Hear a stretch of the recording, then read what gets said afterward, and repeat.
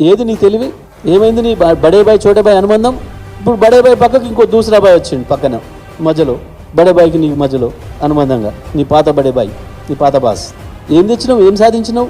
బడే బాయ్ అనుబంధం పెనవేసుకొని లవ్వాడి ఏం సాధించినావు ఈ రాష్ట్రానికి? తెచ్చినావా ఒక్కటేమైనా?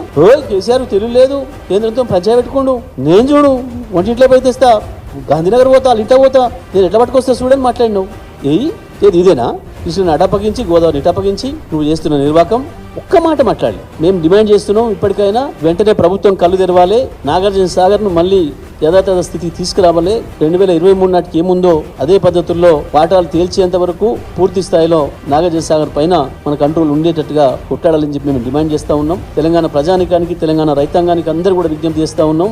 ఈ ప్రభుత్వం ఎంత మూర్ఖంగా ఉన్నదో, ఎంత మొద్దు నిద్ర నటిస్తున్నదో, వీళ్ళ రాజకీయ అవసరాల కొరకు, వీళ్ళ రాజకీయ పైరుల కొరకు చంద్రబాబు లొంగిపోయి ఏ రకంగా కృష్ణా గోదావరి నదుల నీళ్లను వాళ్ళకి అప్పచెప్తుందో ఇంతకు మించిన ఉదాహరణ ఏది అక్కర లేదు.